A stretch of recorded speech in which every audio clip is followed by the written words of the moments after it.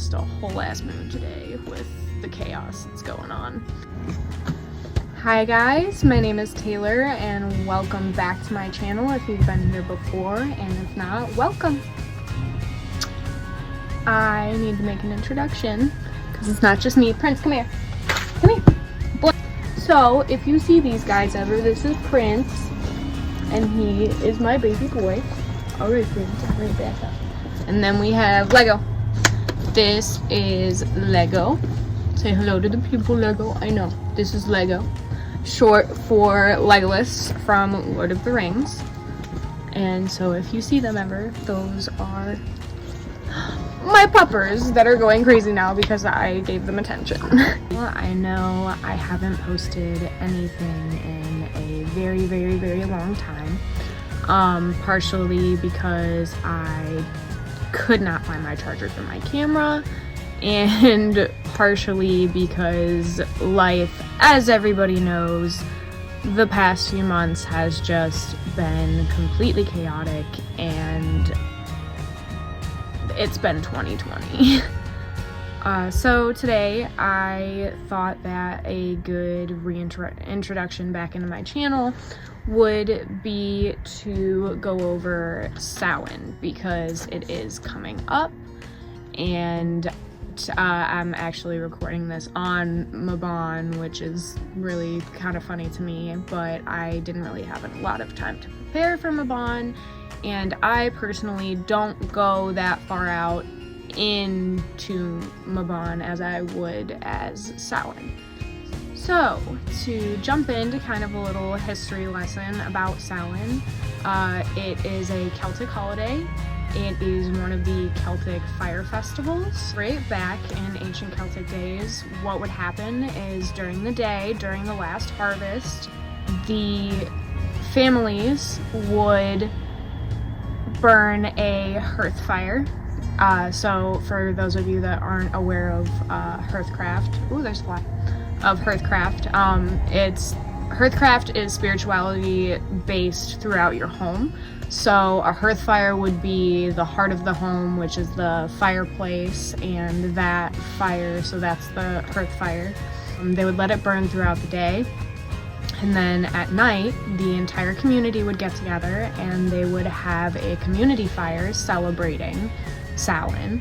And when the families departed from these community fires, they would take home a still burning stick and they would relight their hearth fire with this community fire stick that they brought home with them. So there's just a little background on Samhain and the history of Samhain, Celtic wise. There is a little bit of change into how Samhain becomes what it is today, which is normally celebrated as Halloween or All Hallows Eve, but that's just the base of it. Like I said, now Samhain is normally referred to as the more American holiday of Halloween or Hallows Eve. And the most important part of this mark of the year, to me personally, is it is the time of year where the veil between the spiritual afterlife and the world and realm that we live in is the thinnest. So this holiday is really meant for you to connect with those that have passed on, whether it be your ancestors or friends that you've lost or family that you've lost. This is a time to really reconnect and, you know, light that intention candle for whoever is gone and think about them and connect with them and really feel them. That to me is one of the most important parts of this entire holiday. Celebrations. So a lot of nowadays for Samhain, there's a lot of music and there's a lot of dancing and gathering, and one of the more important parts of Samhain is having a bonfire, because it was a Celtic fire festival.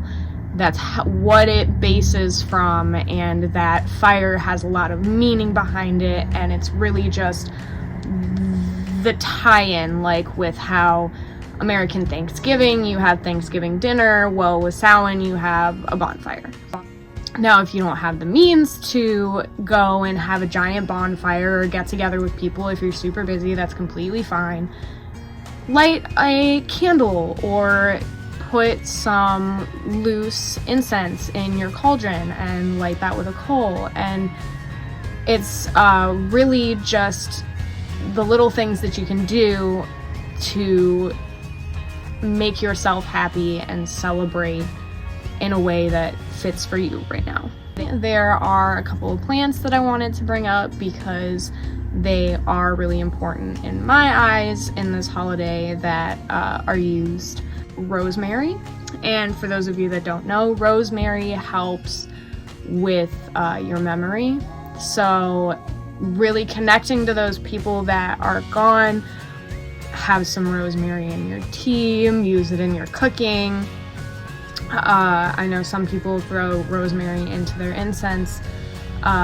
It's just really to connect you with those memories that you've lost of your loved ones, and really for you to be able to connect with them. The colors that I wanted to bring up, the colors orange and black.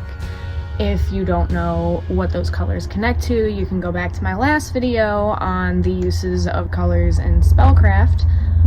But for right now, the colors orange and black. Orange, it's supposed to be a new path opener.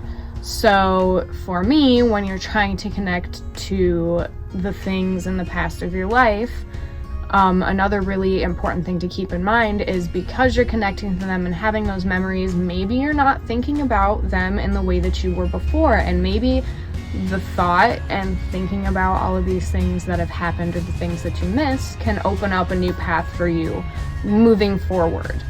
The color black, I usually light a black candle because it's really just to honor death, and as with Samhain, we're honoring our ancestors, so death is a really important part of that. And it's also to absorb and exile out all of the negativity that is surrounding you, and it can really just be that grounding candle for you where you just are like, okay, everything is going to be okay, the bad is going to pass, and I can move forward.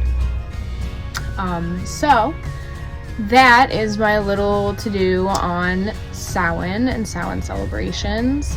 Let me know what you plan to do for the holiday in the comments, and I'm really excited to be back, you guys, and I can't wait to talk to you all again very, very soon.